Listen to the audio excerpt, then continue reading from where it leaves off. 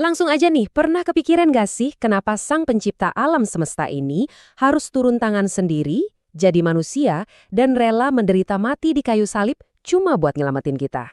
Tuhan mati di salib, kedengerannya absurd banget kan? Masa iya Sang Pencipta harus mengorbankan dirinya sendiri buat ciptaannya? Dan kenapa harus pakai cara yang sebegitu hinanya? Nah, kita bakal bedah opsi-opsinya satu persatu dan lihat kenapa ini benar-benar jadi satu-satunya jalan keluar. Oke, kita mulai dari opsi pertama, bayar pakai uang. Bisa nggak sih kita tebus dosa pakai uang persembahan atau harta yang berlimpah? Jawabannya jelas nggak bisa dong. Dosa itu bukan kayak kalian ngutang pinjol yang bisa langsung lunas pakai transferan. Dosa itu pemberontakan fatal. Bayangin deh, ada anak yang berkhianat parah banget ke ayahnya. Uang bermiliar-miliar pun nggak akan bisa memperbaiki hubungan itu. Yang rusak itu hati dan relasinya, bukan sekedar urusan materi. Kalau uang nggak mempan, kita masuk ke opsi kedua, kurban hewan. Bukannya di perjanjian lama, Tuhan sendiri yang minta manusia mempersembahkan hewan buat penghapus dosa? Faktanya nih, itu cuma simbol. Kurban hewan di masa itu nggak pernah didesain sebagai solusi final. Itu tuh cuma semacam petunjuk arah menuju penebusan yang sejati nantinya. Alkitab sendiri membantah keras ide kalau darah hewan bisa menghapus dosa manusia. Di Ibrani 10 ayat 4 tertulis, sebab tidak mungkin darah lembu jantan atau darah domba jantan menghapus dosa. Lah, kenapa nggak mungkin?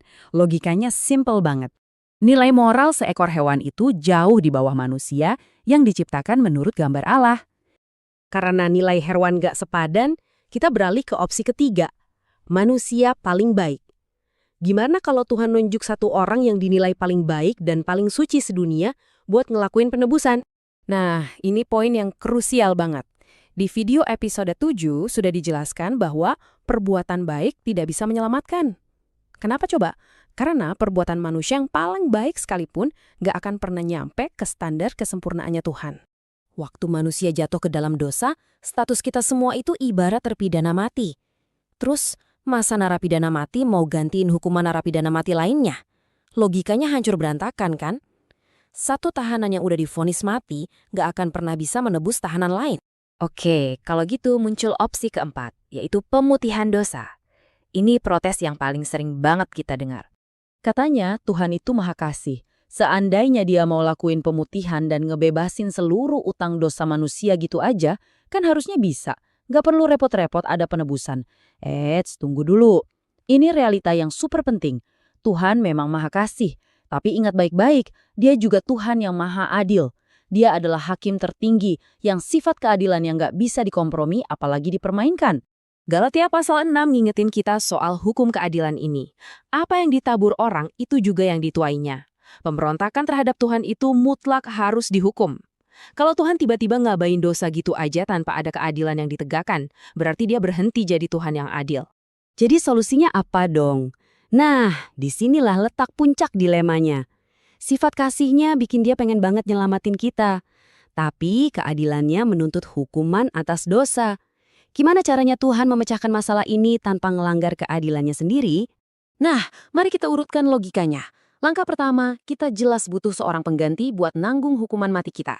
Langkah kedua, pengganti ini punya syarat mutlak. Dia sama sekali nggak boleh berstatus narapidana, alias nggak boleh ada di bawah hukuman mati. Dia harus murni tanpa dosa. Dan langkah ketiga, tebak siapa satu-satunya entitas di seluruh alam semesta yang 100% tanpa dosa?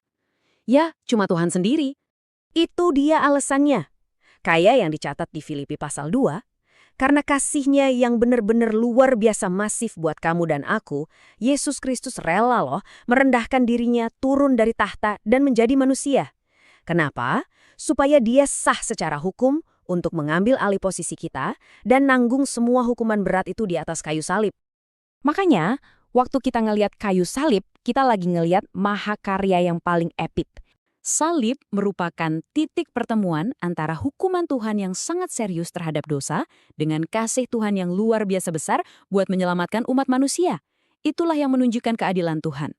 Nah, pertanyaannya sekarang buat kita semua, setelah tahu betapa besarnya harga yang udah dibayar lunas buat kamu, apa respon kamu hari ini?